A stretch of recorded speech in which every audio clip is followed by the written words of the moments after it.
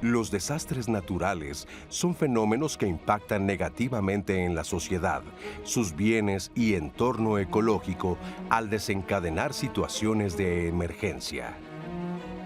En México, los más comunes son los sismos, inundaciones, ciclones tropicales e incendios.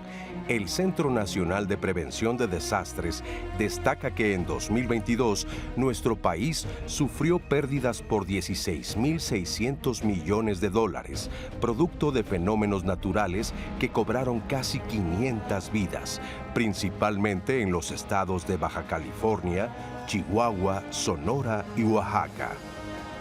En 2023, el impacto del huracán Otis en el estado de Guerrero provocó pérdidas económicas por más de 11.000 millones de dólares al contabilizar daños en el 80% de los hoteles de la ciudad, 50.000 viviendas y cerca de 20.000 vehículos asegurados, de acuerdo a la Asociación Mexicana de Instituciones de Seguros. Para reducir riesgos a los bienes y vidas humanas, es necesario fomentar la cultura de la protección civil en la población y contribuir con el fortalecimiento de las capacidades de reacción ante la eventualidad de una emergencia o desastre. Este año, el Gobierno de México, a través de la Secretaría de Seguridad y Protección Ciudadana y la Coordinación Nacional de Protección Civil, ha convocado a instituciones públicas y privadas a nivel nacional a participar en el Simulacro Nacional 2024, que se realizará este 19 de septiembre a las 11 horas. Hoy, en Diálogos en Confianza, te invitamos a prevenir y conocer la respuesta de emergencia ante la presencia de desastres naturales. ¿Qué tal? ¿Cómo están? Muy buenos días. Gracias por acompañarnos hoy jueves aquí en Diálogos en Confianza, jueves de sociedad, y pues sí, vamos a estar hablando de cómo protegernos de los desastres. Hoy es una fecha muy importante para todos los mexicanos, ya lo sabemos, y también es una fecha para reflexionar y saber si estamos realmente informados y si realmente tenemos protegida a nuestra familia, a nuestras mascotas, si estamos protegidos en nuestro trabajo, si hay un protocolo de seguridad. Y bueno, ¿qué sucede? ¿Qué sucede si puede pasar otro temblor? Oiga, y ya nos sucedió una vez. Aprender de estas experiencias para que pues no nos tome de sorpresa y estemos todos perfectamente bien resguardados y podamos evitar lo más que se pueda desgracias. Así que ojalá nos acompañe, y quiero saludar con muchísimo gusto a Lía Badilla, quien estará junto con Magdalena Alejo en la interpretación en lengua de señas mexicana. Muchísimas gracias, Lía, como siempre me da mucho gusto saludarte, y también quiero saludar a Diana porque ella ya está listísima esperando todas sus preguntas. Si tiene usted alguna duda, pues ella nos va a estar compartiendo. ¿No es así? ¿Cómo estás, Diana? Claro que sí, Leti. Muy bien, muy lista para este programa, para que junto con ustedes aprendamos a protegernos de los desastres, sepamos qué hacer en caso de un temblor, un ciclón, una inundación, un incendio. Entonces estoy esperando sus preguntas, sus llamadas en el centro de contacto con la audiencia, en el 55 51 66 40 00. Estamos en Facebook, en YouTube, y nos pueden ver, claro, por la aplicación de 11 más, el programa ahorita en vivo y toda la programación del 11. Así es, los invitamos a que también bajen nuestra aplicación de 11 más, como bien lo mencionan. Y bueno, oiga, vamos a presentar a nuestros invitados del día de hoy, y quiero comenzar con el maestro Carlos Gutiérrez Martínez. Él es director de investigación del Centro Nacional de Prevención de Desastres, CENAPRED. ¿Cómo está, maestro? Muy bien, muchas gracias por la invitación. Muchísimas gracias, gracias por aceptarla. También saludo con muchísimo gusto al licenciado Julio Alejandro Velázquez Rodríguez, jefe del Departamento de Atención de Emergencias de la Dirección General de Análisis, Protección y Seguridad en la UNAM. Muchísimas gracias. Muchas gracias, gracias por invitarnos. Y también saludamos con mucho gusto y le agradecemos que esté con nosotros al maestro Juan Valdés Reyes. Él es jefe del Departamento de Protección Civil del Instituto Politécnico Nacional. Muchas gracias por la invitación, muy amables. Muchísimas gracias, gracias. Bueno, pues yo quisiera comenzar preguntándoles, ¿qué es un desastre? Bueno, un desastre se puede explicar como aquella situación en donde un fenómeno, ya sea de origen natural o por causas del ser humano, desencadena una serie de efectos negativos en la sociedad, en la infraestructura, sus construcciones, su entorno ecológico, que lleva a una emergencia y que difícilmente puede sobreponerse por cuenta propia. Claro. Ese sería en términos generales, pero también lo podemos decir un poquito en forma coloquial. El fenómeno natural, pensando en los temblores, que es el tema de hoy, es como la gota que derrama el vaso. Usualmente decimos, caray, los desastres naturales, ocurrió el desastre, como si fuera algo que nos toma enteramente por sorpresa. En realidad, cuando llega el temblor, el huracán, etcétera, etcétera, ya hay una serie de condiciones predefinidas por omisión, por falta de cuidado, por irresponsabilidad, que ya tienen preparado para que el daño ocurra cuando llega el sismo, el ciclón, etcétera. Eso no lo perdamos de vista. Es muy importante, efectivamente. Bueno, vamos a esta entrevista con Verónica Rojas Hernández. Ella es subdirectora de capacitación de la Escuela Nacional de Protección Civil, CENAPRED. Vamos a escuchar. Cuando nosotros estamos viviendo en algún lugar, pues nos vamos a enfrentar a diferentes tipos de riesgos, a diferentes tipos de peligros. Tenemos que distinguir entre los naturales y los que no son naturales, ¿no? A lo mejor los naturales nos llaman mucho por el impacto que tienen, por la magnitud que pueden alcanzar. Sin embargo, también estamos sometidos a otro tipo de fenómenos que tienen que ver con la química, con la organización de las personas, con enfermedades, ¿no? O con virus, bacterias. Entonces, todo esto es algo a lo que vamos a estar sometidos siempre, no importa en qué parte de nuestro país podamos estar, en qué parte del mundo podamos estar. En la ley actualmente tenemos identificados alrededor de 35 tipos de fenómenos, por lo cual seguro alguno nos va a poder tocar en alguna situación de emergencia.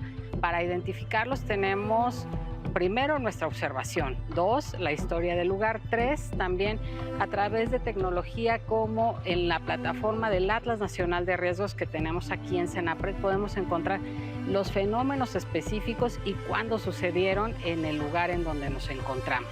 Los sismos, por su magnitud, por su intensidad, por la extensión de territorio, por los daños que generan, sin lugar a dudas son los de mayor impacto en la población.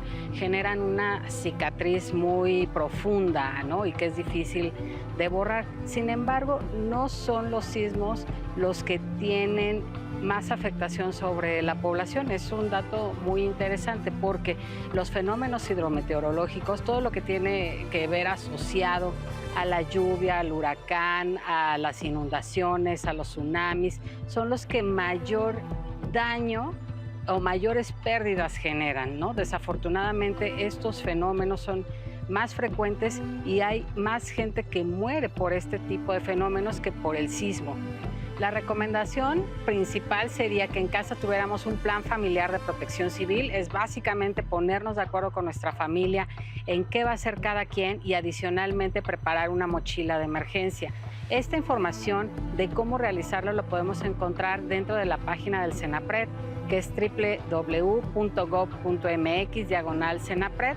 Ahí hay material en las publicaciones que nos indica cómo podemos hacer estos planes y también dentro de la Escuela Nacional de Protección Civil se encuentran materiales de consulta en la página de la Coordinación Nacional de Protección Civil.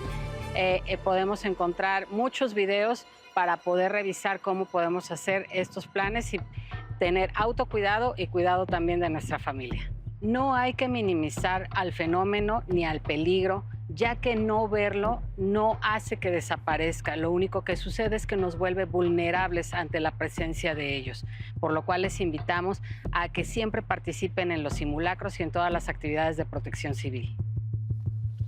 Así es, vamos todos a participar en este simulacro que es muy importante, que de verdad nos puede salvar vidas, porque aprendemos qué hacer, en dónde estar, cuál es la salida de emergencia, dónde resguardarnos. Así que les recuerdo que, bueno, pues este simulacro se va a llevar a cabo en varios estados de México: Guerrero, Colima, Tlaxcala, Puebla, Morelos.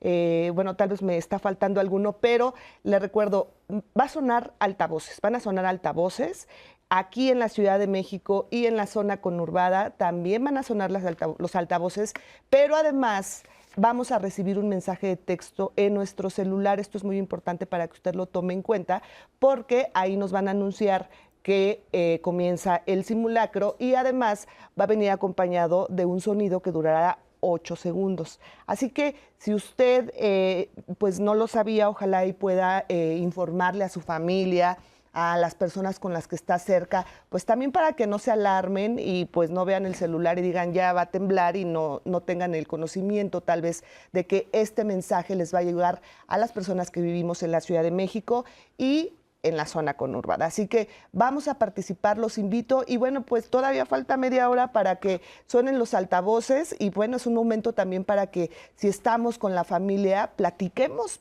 en estos 25 minutos y digamos, ok, ¿quién se va a encargar de las mascotas? ¿Quién se va a encargar de la abuelita, del abuelito?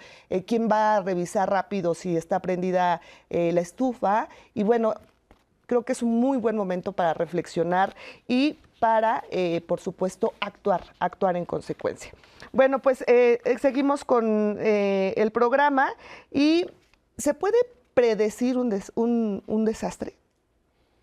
Pues la mayoría de los desastres naturales no son predecibles, como es el caso, por ejemplo, de los sismos, los terremotos, las erupciones volcánicas. Sin embargo, hay otros que, de acuerdo a los factores que van presentando, pueden ser prevenibles. ¿Cómo? Pues a través de los tipos de alertas tempranas que permiten saber, por ejemplo, hablamos en el caso de los huracanes, su trayectoria, la intensidad que va aumentando, y esto permite que las autoridades, tanto como la población, tomen las medidas propias de prevención para poder mitigar los efectos del impacto de este tipo de fenómenos. Así es. Ahora, ¿qué impacto económico han tenido los desastres en nuestro país? Pues hay ejemplos, hay números importantes. Globalmente, las mayores pérdidas económicas se deben a los fenómenos hidrometeorológicos, a los huracanes, a las lluvias, inundaciones. Pero por otro lado están los sismos, que son los que producen el menor porcentaje en general de pérdida económica, pero hay un elevado número de decesos. Okay. Esa es la visión. Digamos, en años recientes tenemos el caso de 2010 y de 2017, el 2010 con fenómenos hidrometeorológicos, pérdidas alrededor de 90,000 millones de pesos. 2017, los temblores de septiembre de ese año, una cantidad similar, 88,000 millones de pesos. Eso es en términos de números. Muy bien. Ahora, en el caso de los incendios forestales, a mí me gustaría también tocar este tema que es muy importante porque en varios lugares también pues suceden y obviamente se tiene que evacuar y lamentablemente hay pérdidas de vida. ¿Estos incendios forestales en muchas ocasiones son ocasionados por el hombre?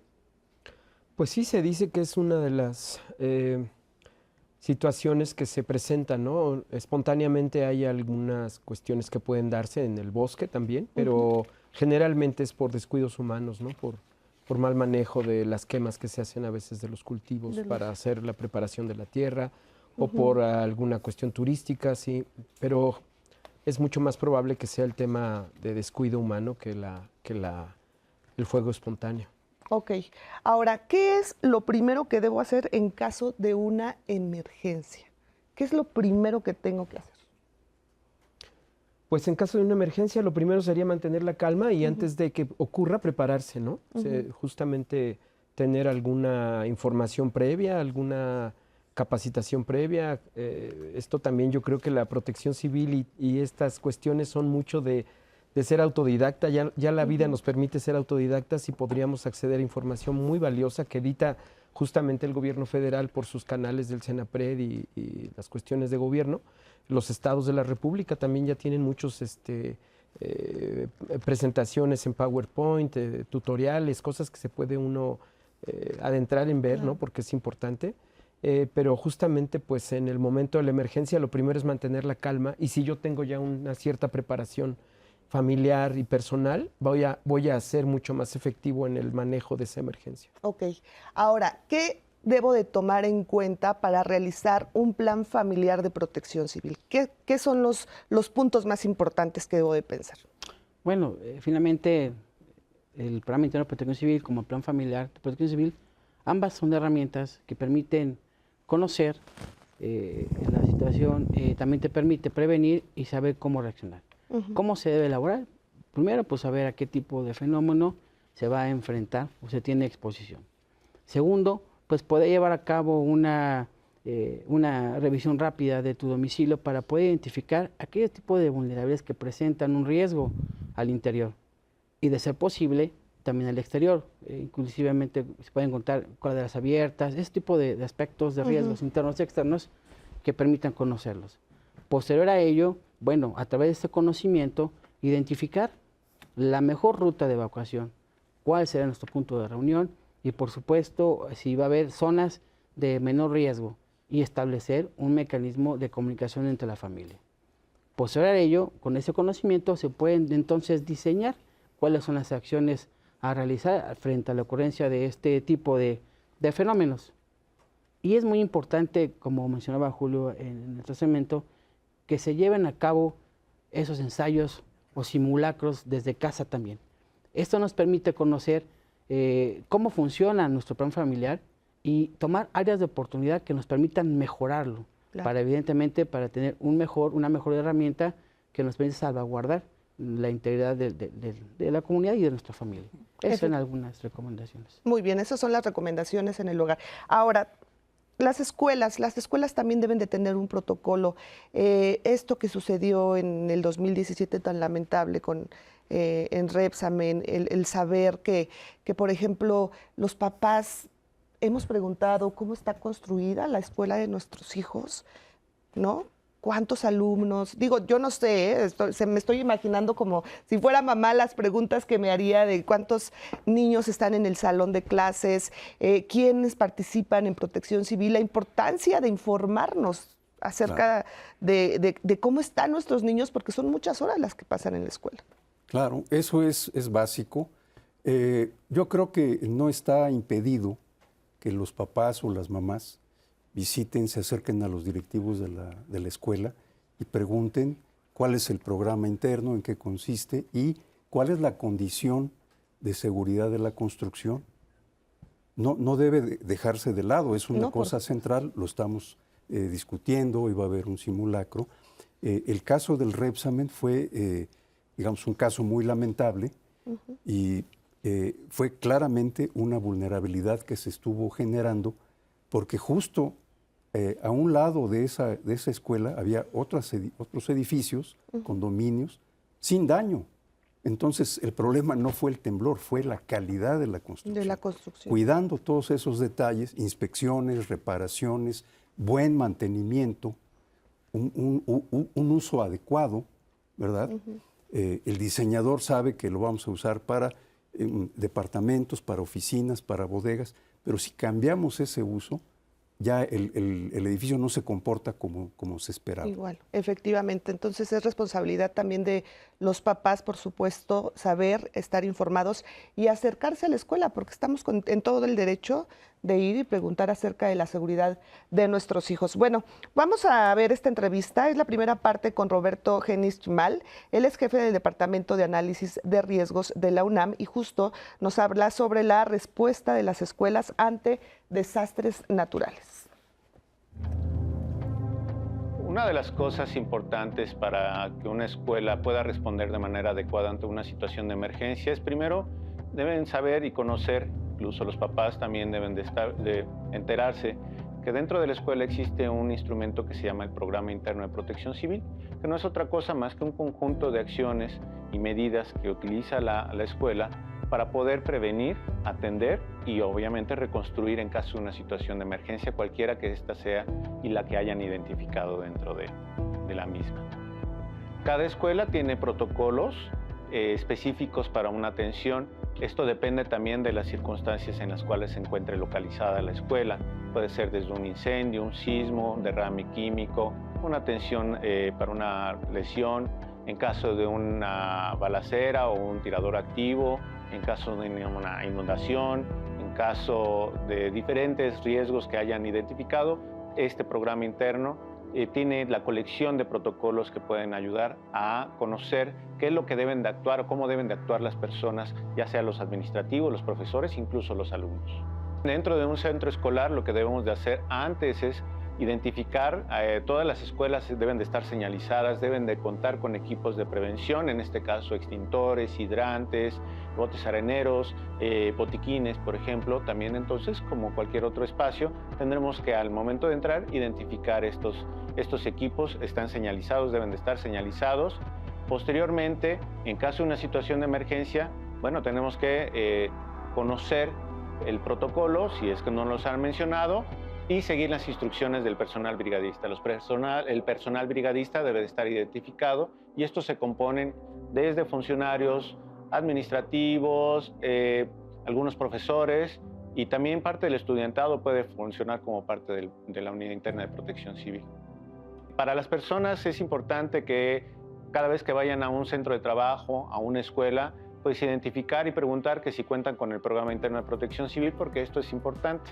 Esto nos va a dar la pauta precisamente para saber si este inmueble está adecuado, si se han contemplado los riesgos que circundan o que pueden afectar a la escuela o al centro de trabajo y obviamente, pues, ¿por qué no actuar de manera activa? En este caso, por ejemplo, formando parte de las brigadas de la Unidad Interna de Protección Civil, ya sea de las escuelas o del centro de trabajo. Esto es importante porque también nos va a ayudar que esa información se traslade a la casa.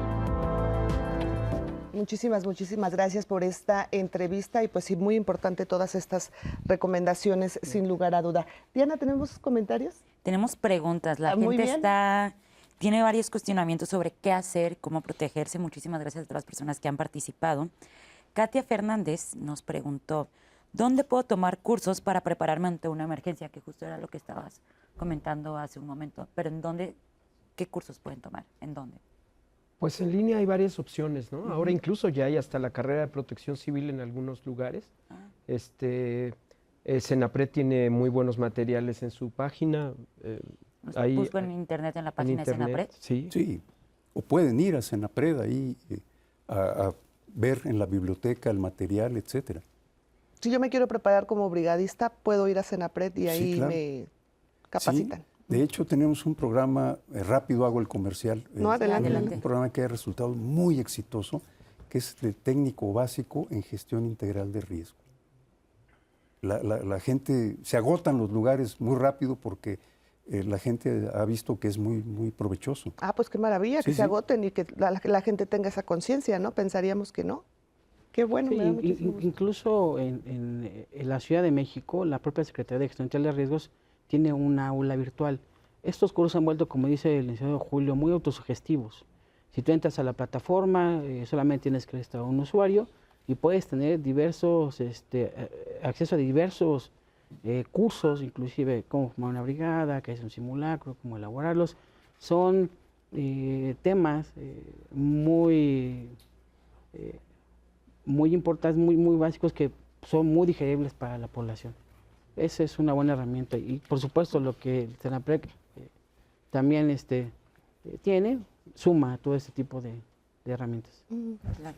Y si quiero ser parte de una brigada muy específica, que yo quiero ser nada más contra incendios, hay cursos en los que yo entro y digo, solo voy a ser brigadista contra incendios, o te preparan generalmente y tú ya eliges a cuál preferirías entrar. Pues hay diríamos, para todos los gustos. Hay cursos contra incendios, cursos de atención psicológica post-desastre, que es también una parte importante. Claro. Y desde luego toda esta parte preventiva, el qué hacer antes y mucho antes de que ocurra el fenómeno. Hay una cantidad de material, yo los invito al público a que navegue un ratito en la página de Senapred y vea lo que está a su alcance y desde luego estamos abiertos a una retroalimentación para mejorar. Efectivamente. Claro. Muchas gracias. Ricardo Pérez nos dice, si los fenómenos que involucran agua son los más comunes, ¿por qué son los sismos los que mayor miedo generan? ¿Qué le podríamos contestar a Ricardo? Ahí, si me permiten, Adelante. hay una diferencia. Tenemos, en el caso de los ciclones, tenemos la ventaja de que ahí sí conocemos la trayectoria que va a seguir este ciclón, dónde va a pegar, cuándo se va a intensificar de tormenta a huracán categoría 1, cuándo se degrada, etcétera, etcétera. Eso da un buen tiempo de anticipación. En el caso de los temblores, solamente se puede avisar a través del sistema de alerta sísmica cuando ocurre. Digamos, en el caso de la Ciudad de México y otros lugares, tenemos una ventaja de 50, 60 segundos, pero es cuando tenemos que reaccionar. Es un recurso, literalmente diríamos, de último minuto. Por eso es que se insiste tanto en estar preparados, en la mochila de emergencia, etcétera. Entonces, sí hay una diferencia y en el momento sabemos que se acercan las ondas sísmicas y eso a mucha gente le hace producir un poco de angustia o mucha Pánico. angustia, miedo, etcétera. Pero insistimos, ese miedo se tiene que transformar en una acción de autoprotección. Si yo me asusto, cierro los ojos y me niego a actuar, ya perdí. Con todo lo que ahora tenemos a nuestro alcance, creo que es buen momento de reflexionar en ese sentido. A mí me pasó en uno de estos temblores fuertes, yo vivo en un piso 9 y empezó a sonar la alerta y dice sismo violento, decía en la aplicación. Y entonces yo corrí, me tengo que resguardar en el piso 7, entonces salgo corriendo, pues sí me puse muy nerviosa porque decía violento, sí. Entonces salgo corriendo, me bajo las escaleras y tenía que llegar al piso 7 y me pasé. O sea, me seguí derecho y sí. Lo malo es que como fui de las primeras en salir en mi piso, pues toda la gente me siguió. Entonces, por mis nervios, pues ya no nos resguardamos en el piso 7. Digo, ahorita la verdad es que sí me da un poco de risa. Ya no nos resguardamos en el piso 7, sino que les dije, no, ya nos pasamos, pues ya bájate. Entonces tuvimos que bajarnos todos y la gente me volteó a ver como diciendo, pues te seguimos a ti, ¿no? Y yo después reflexioné y dije, claro, yo me puse muy nerviosa al leer que decía sismo violento, entonces ya no tuve esa capacidad de decir, estoy en el 9, voy a bajar 2 pisos y nos resguardamos donde nos han dicho. ¿Y si realmente era un sismo violento? Sí, bueno, sí fue un sismo muy fuerte, no recuerdo, obviamente fue después del 2017, sí son de esos sismos que sí te jalón, ¿no? Exactamente, sí fue fuerte. Ahora, yo no sé también qué tan sano sea, por ejemplo, recibir este tipo de mensajes de sismo violento, ¿no? O sea, no sé si eso puede causar a una persona que es muy nerviosa, que tiene mucho miedo de sismos, que esa palabra pues sí te cause pues todavía más terror. Como y estrés postraumático, ¿no? Exactamente, y no Sí. te permite actuar como deberías. Lo que comentas es importante. Esto de precipitarse, angustiarse, correr con pánico, ha llevado a situaciones verdaderamente muy lamentables. Claro. Hemos leído, quienes estamos en Protección Civil, hemos leído reportes de gente que corriendo escaleras abajo se cae, se fractura y ya están en el segundo o en el primer piso y se echan el brinco por desesperación. Eso no debe ocurrir. Exacto.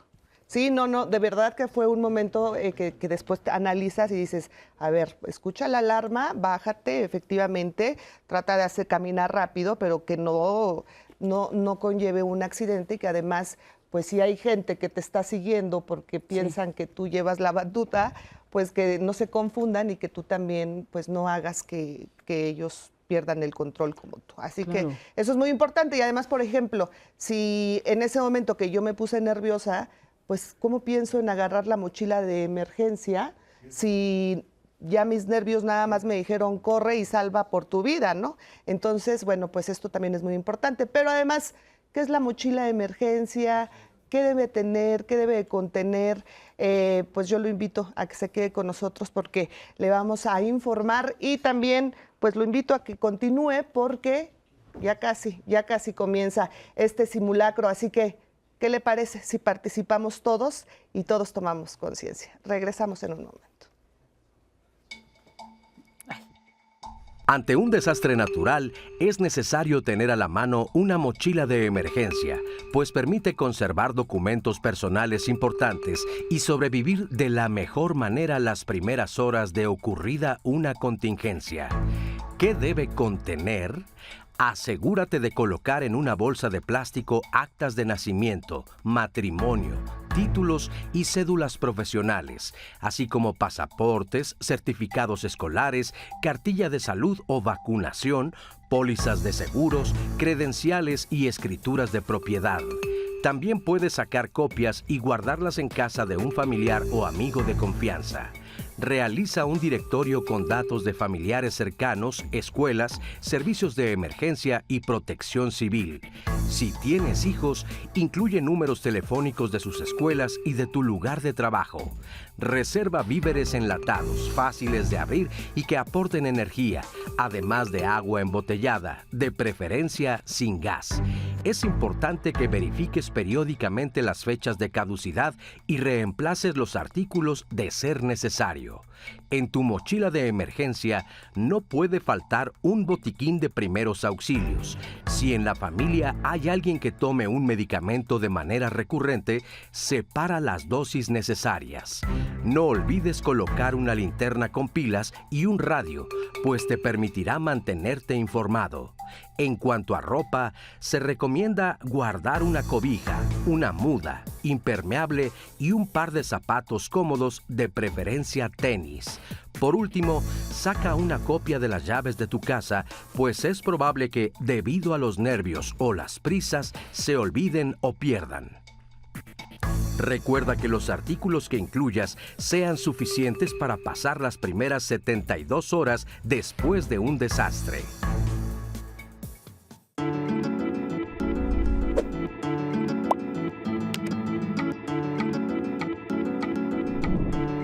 México es el país con mayor índice de riesgo ante el impacto de catástrofes naturales en América Latina. Universidad Ruhr de Bochum, Alemania.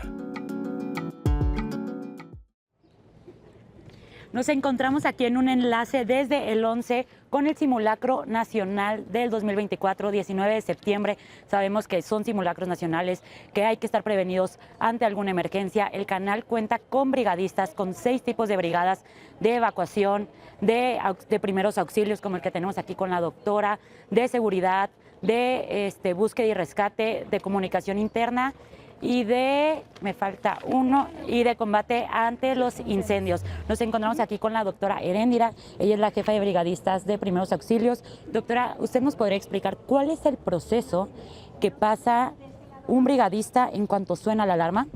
Sí, dependiendo de la brigada a la que corresponda cada uno, pero los primeros en actuar es la brigada de evacuación.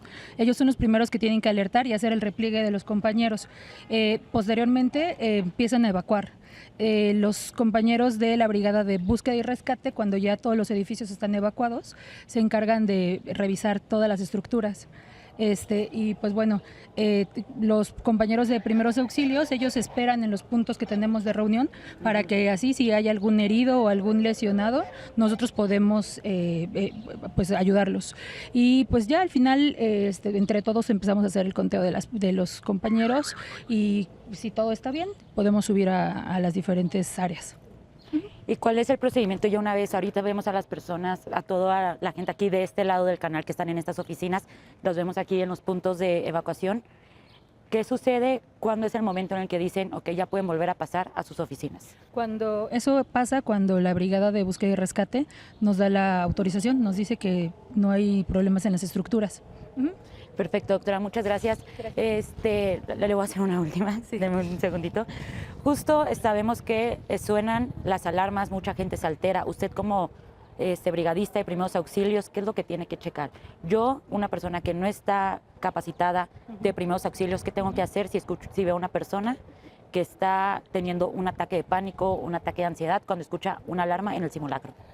Pues tratar como de acercarse, no mucho. Bueno, si la persona lo permite, bien, se acercan, y si no, pues nada más se aproximan y pues decirle, todo está bien, esto solamente es un simulacro, no pasa absolutamente nada. ¿Sí? Y en el caso de que sí haya un temblor. Pues ahí sí, la idea es que cada quien se tiene que salvaguardar. Y pues bueno, tratar de apoyar en medio de lo posible, tocando nada más un poco a las personas y ponerse pues quitarse de las zonas peligrosas. Perfecto, doctora. Sí. Muchas gracias. Justo estamos aquí en el simulacro, en el 11. Vemos a todas las personas aquí que están en completo silencio. Sí, gracias, doctora. Están aquí en completo silencio. Podemos ver cómo están en filas, los acomodan. Y entonces, ahorita estamos escuchando a la doctora. Vamos a proceder a 1 minuto de silencio y vamos a escuchar.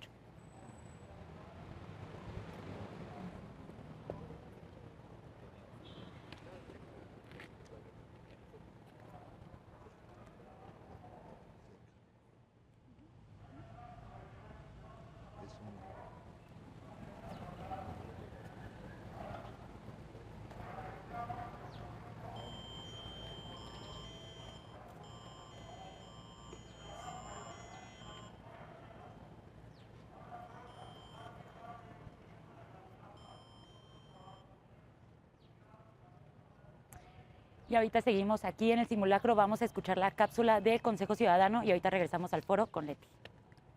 El de 1985 nos tomó completamente desprevenidos. Carencia de protocolos en caso de sismo, inoperancia de las autoridades federales para la atención elemental tras la tragedia o condiciones de hacinamiento laboral en edificios estructuralmente cuestionables fueron algunas de las malas prácticas expuestas tras el temblor del 19 de septiembre. A 39 años de distancia hay avances en la capacidad de respuesta. Los simulacros de evacuación representan un ejercicio vital que, ante la realidad de un terremoto, pueden reducir hasta en 80% el número de víctimas mortales, según la Agencia Federal de Gestión de Emergencias de Estados Unidos. Contamos con una Secretaría de Gestión Integral de Riesgos y Protección Civil, una mayor cultura de la prevención y una ciudadanía resiliente. No estamos exentos, sin embargo, de fenómenos naturales que pudieran causar daño y es indispensable estar preparados. Los simulacros, como el de este jueves, son herramientas muy útiles. Durante los sismos, nuestras emociones también se sacuden y para procesarlas, la línea de seguridad y chat de confianza 55 55 33 55 33 del Consejo Ciudadano está abierta 24/7 gratis desde la Ciudad de México y para todo el país. Bueno, pues ahí tiene usted la cápsula del Consejo Ciudadano. Nosotros estamos ya de regreso aquí en el foro. Ya tuvimos la autorización de los brigadistas, a quienes les agradecemos muchísimo. Y bueno, pues tuvimos la oportunidad de ver el protocolo que se realiza aquí en Canal 11 a través de todos nuestros compañeros que participan, que están en el área de protección civil y que por supuesto a mí me ha tocado estar con ellos en sismos reales. Y es muy importante, sin lugar a dudas, el trabajo de todos ellos. Gracias a todos por participar y por supuesto, ojalá esto pues nos sirva de muchísimo para prevenir una posible desgracia. Así que pues ahí tuvimos la participación de todos nuestros compañeros de el 11. Vale la pena realizarlo, maestro, sin lugar a duda. Seguro que sí. Así es, así es. Ahora, ¿qué hacemos en este caso? Escuchábamos este audio que a mucha gente de verdad le causa, lo hablábamos fuera del aire, les causa pánico. ¿Qué hacer? Hay brigadistas especialistas en contener estos casos de estrés. Sí, claro. Como platicamos ahora, estoy ido avanzando. Ahora en la integración de los programas internos de protección civil, se conforman brigadas, no solamente la de búsqueda y rescate, la de primeros auxilios, sino también se ha incorporado este tipo de ayuda psicológica que funciona como un primer respondiente respecto a las personas con quien en el momento de un evento real o inclusive en un simulacro pueden entrar en crisis, con la intención de que pueda tener ella un apoyo en razón y poder superar de una manera mejor este acontecimiento. Así es. Ahora, en muchos casos, perdónenme, suena la alerta y puedes tener, nos comentaba, de 50 a 60 segundos. Sí, el sistema de alerta sísmica inicialmente fue diseñado para alertar de temblores en la costa de Guerrero. En la década de los 90 así se puso a funcionar. Y debido a la distancia que tenemos de la costa de Guerrero a la Ciudad de México, son aproximadamente 50 segundos de anticipación para movernos, cerrar válvulas, tomar alguna precaución. Ese fue el origen, ya después se extendió este sistema de alerta. Y, por ejemplo, en el sismo del 2017 no tuvimos esos 50 segundos. Ese es un punto muy importante. Hay que tomar en cuenta, por eso decía yo que Ajá, sí, sí. es la distancia al epicentro del temblor hipotético es muy importante. En el caso del 19 de septiembre de 2017, el epicentro estuvo entre Puebla y Guerrero. Puebla y Morelos. Perdón. Morelos. Muy, muy cerca. Entonces, la distancia a la Ciudad de México era mucho más corta. Por eso, cuando ya estábamos sintiendo el temblor, oíamos la alerta. Esa es la diferencia. Hay casos así, todavía no hay un sistema que resuelva el 100% de los casos. Efectivamente. Ahora, esto que escuchamos, que vimos, que hemos vivido, por supuesto, en estos años, en el 2017, esta alerta que suena, ¿habrá posibilidad de que se cambie el audio? Pues yo creo que es un tema que hay que revisar. Hay gente que dice, el sonido por sí me causa angustia. Me causa pánico. También hay quien dice, es que la gente recuerda lo que pasó. Sí. Más eso aún es muy importante, cuando hayamos tenido algún familiar, amigo, conocido que perdió la vida, eso es un impacto permanente. Pero yo creo que es una cosa que se puede discutir y revisar, claro. Efectivamente. Diana, ¿tenemos más preguntas? Tenemos otra pregunta de Pepe Mejía, justo ahorita que vio que teníamos a los brigadistas del 11, nos preguntó, entonces en el lugar de trabajo, ¿cuántos brigadistas debe haber? Bueno, la realidad es que no hay un límite específico, sino que tiene que contener las brigadas básicas. Es decir, como veíamos en Actuar, la brigada de primeros auxilios, la brigada de búsqueda y rescate, la brigada de combate contra incendios, y ahora, bueno, incorporando eso las brigadas de apoyo psicológico. A partir de las necesidades del propio Inmuebles Naturaleza es como se van habilitando este tipo de brigadas con actividades específicas que atienden y obedecen a la necesidad del inmueble. Y como empresa, ¿pueden ir con ustedes con alguno para que, digan, capaciten a mis trabajadores para que puedan ser brigadistas? Sí, en el corte escuchábamos que ya hay en el caso de la Ciudad de México, hay una Secretaría de Gestión Integral de Riesgos. Ellos tienen toda una gama de programas, de lineamientos para propiciar justamente estas mejoras. Perfecto, muchas gracias. Vamos a la segunda parte de la entrevista de Roberto Geni Chimal, jefe de Departamento de Análisis de Riesgos de la UNAM, y él nos explica cuál es el lugar más seguro para resguardarse dentro de un inmueble. Y ahorita regresamos.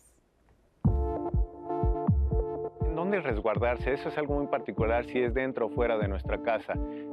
Primero tenemos que identificar nuestra vivienda conociendo su sistema de construcción. En este caso, si intervino algún arquitecto o un ingeniero estructurista en el cual sabemos que fue bien construido, pues vamos a determinar que las columnas y las traves son las mejores opciones para poderse resguardar en caso de un sismo. Esto es siempre y cuando las construcciones hayan sido elaboradas o construidas después de 1985. Si nosotros queremos elegir o salir de nuestro hogar, tenemos que identificar de igual manera los riesgos que puede haber al exterior, ya sean cables de luz, algunos tanques de gas que tengamos cerca, una avenida muy transitada. Entonces es importante identificar antes de poder tomar una decisión, analizar qué es lo más recomendable y si tenemos algún espacio libre y seguro, pues ahí sería la mejor opción en caso de que estemos afuera de este inmueble. ¿Qué debemos de hacer para hacer una identificación y reducir los riesgos? Es algo también muy particular porque depende de las condiciones y en dónde estemos.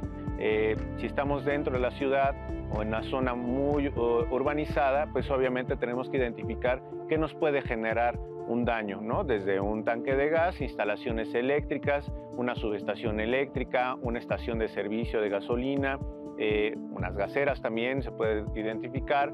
Entonces tenemos que hacer un análisis muy puntual que es caminar sobre nuestra manzana y saber qué puntos nos pueden generar algún daño. De personas con discapacidad también es algo bien particular, porque no es lo mismo una persona que no pueda moverse, una persona que no pueda ver, una persona que no pueda escuchar o tenga alguna discapacidad mental.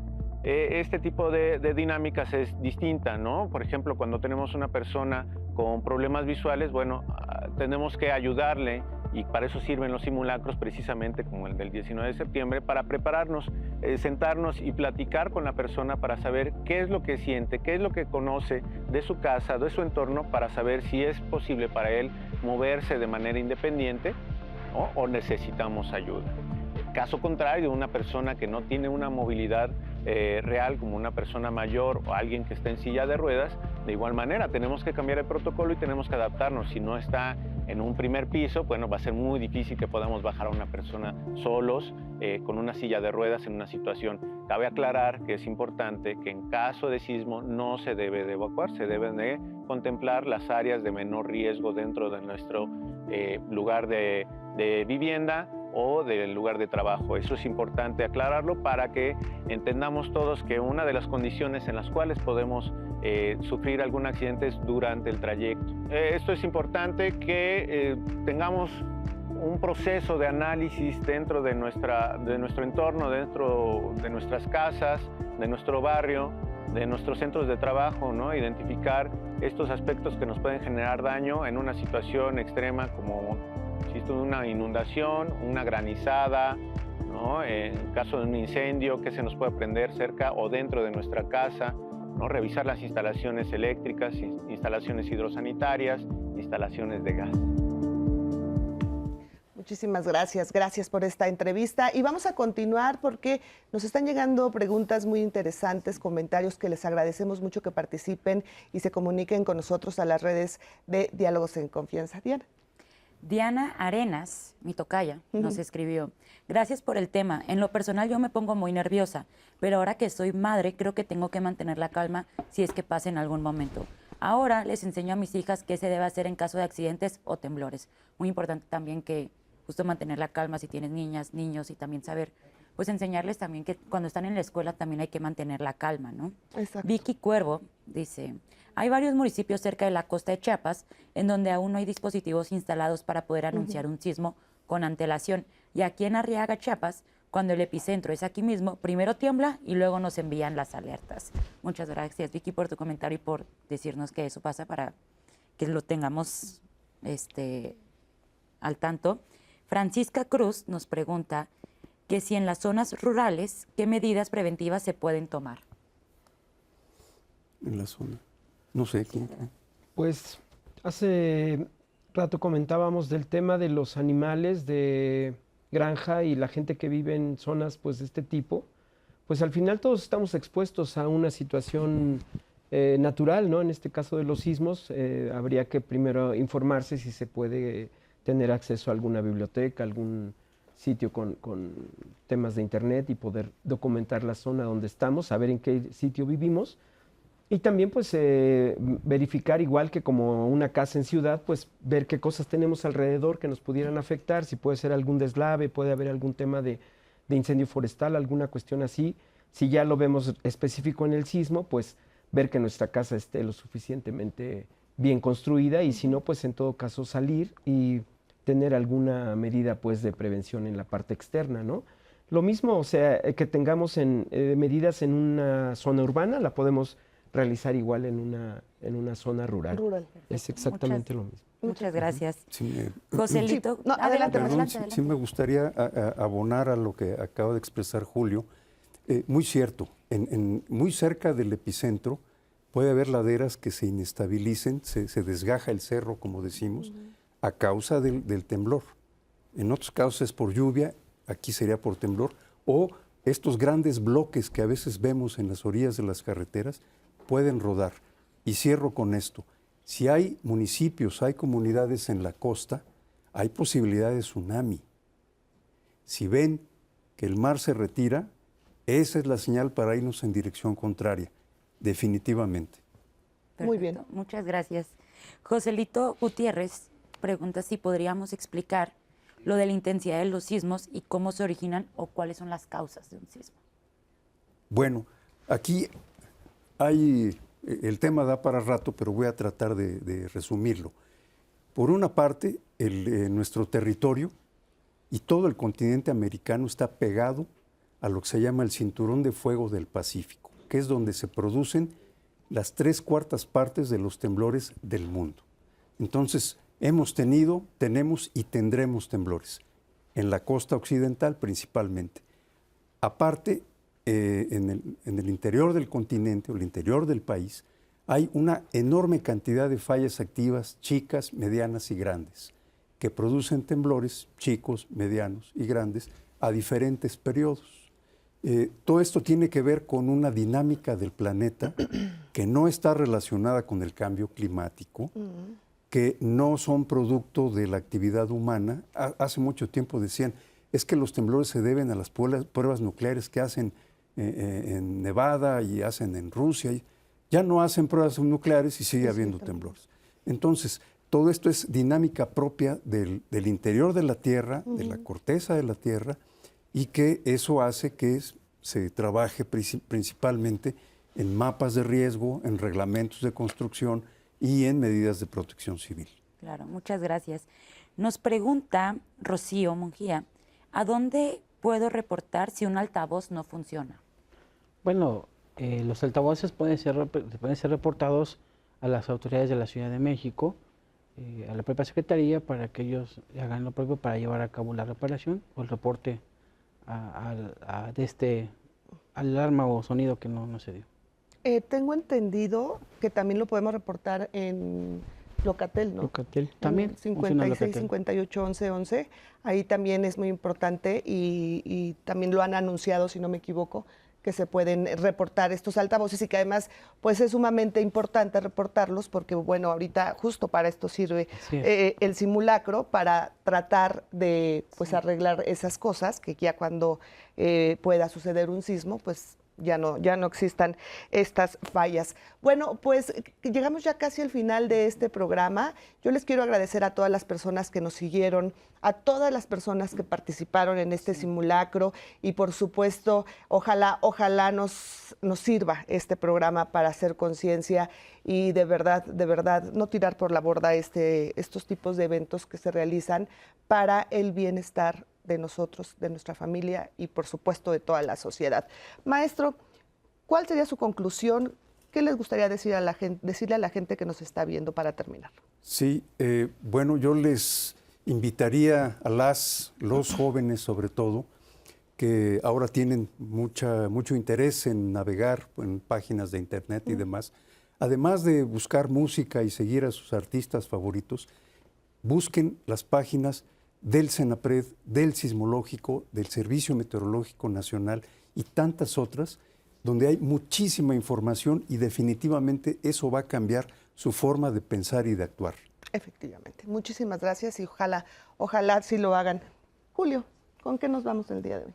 Pues yo creo que algo que es importante también insistir es en que tengamos esta tendencia a la prevención, ¿no? O sea, documentarnos, como dice el maestro, incluso también en temas físicos, ¿no? Que si nosotros nos preocupamos pues por ayudar a los demás, si estamos en alguna situación familiar, de tener que auxiliar a algún familiar, pues estemos también preparados físicamente para poder reaccionar lo más rápido y lo más eficazmente posible si la gente confía en nosotros. Claro, ¿no? por supuesto. También. Muchísimas gracias por estar aquí. Gracias.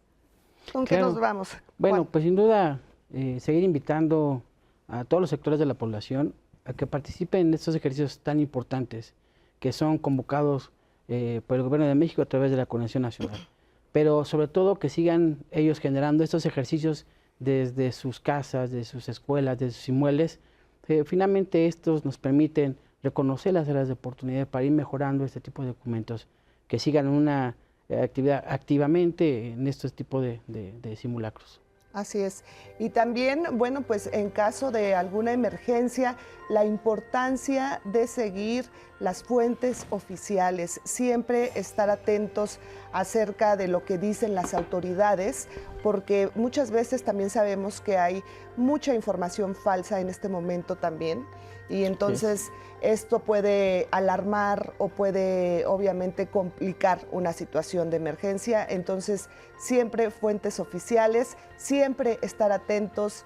Recuerden la mochila de emergencia, que también es muy importante tenerla en casa. Y bueno, pues nosotros nos tenemos que despedir. Muchísimas gracias, Diana, qué gusto estar contigo. Muchas gracias, Leti, el gusto es mío. Y sí, justo, no confiarse, siempre estar preparados, siempre prevenir, que eso es lo más importante, prevenirse en caso de desastres. Efectivamente, pues muchísimas gracias, nos despedimos, pero lo invitamos a que continúe con nosotros aquí en La Señal del 11. Nos vemos.